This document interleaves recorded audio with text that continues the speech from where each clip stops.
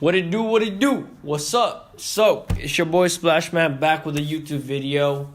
Today, I'm talking about the best niche to get into for dropshipping in 2018. Let's be specific, middle of 2018, because dropshipping has completely changed ever since I started, or many of you guys probably started. So you really want to make sure that you're capitalizing on the current events, not what used to be, right? So let's get right into this video. Boom. All right, so right now dropshipping is at a state where I really don't think that you make money with the biggest niche, but it's more of the biggest products. So when it comes for the products, right, I just made a video on this, but it's called Product Research for Shopify.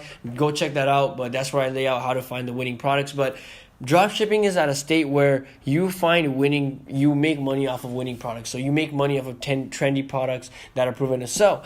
So back in the days, Shopify, you can open up a store, run some ads to it, and make money off a couple of items or whatever. But now it's legit like making money off that one item that works. And even then, it's that one item for a week that works, right? You don't want to, what happens is there's so many spy software and like all this other stuff out there that people will catch up on that trend and sell it, and then that will be saturated, and boom, in a week, like the graph is going to go from here like that. So we an example I can give you guys is fidget spinner. Even though it didn't die in a week, fidget spinner, it definitely had its up and down. So I say around April 2017, it was rising, May 2017 peak, and then boom, June and July, complete drop. So that happens with products.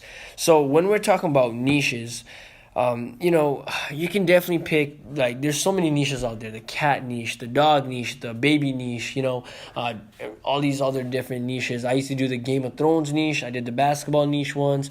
I done the dog niche before. I've gone total general. I've done couples niche. I forgot that couples niche. But now it's at a state, as I said, where I think it's best to go general. So create a general store where you're testing out different products, and then test out those products to find a winning product and run off that and scale that. So let me give you guys an instance, all right? I have a general store. I have 6 different products.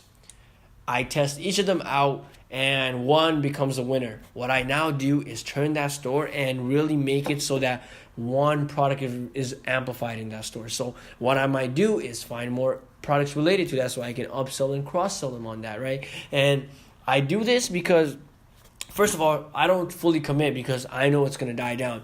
It's a matter of when it's going to die down, but it's going to die down soon. So it's going to die down. So it's like, okay, I'm going to wait and make money off of this, use the upsells, cross-sells, whatever. But then I also got to make sure that I'm still doing product research and still getting products, because at the end of the day, you want to always fill up the pipeline so you're not relying on that one product. So let's say that one product dies down, you're still going to be making more money with the other products out there. But you can still...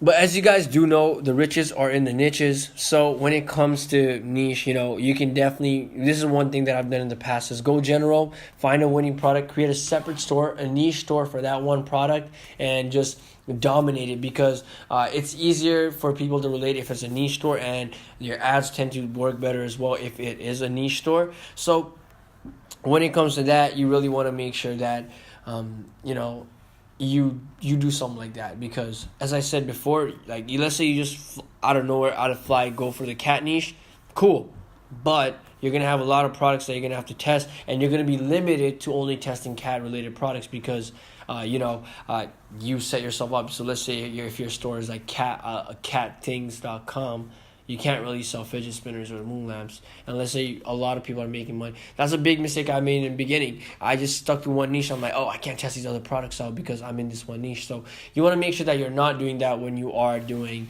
product research like this. Overall, guys, that's it for this video. I really just want to make a quick video talking about how I think dropshipping is at a state where you're kind of going to have to make sure that you find winning products rather than go niche and all that. So, find those winning products. If you guys do want to know how you can find those winning products, link is in the description. It's an old video of mine. It's going to be in the description. But that's it for this video, guys. I hope you catch you in the next one. Peace out.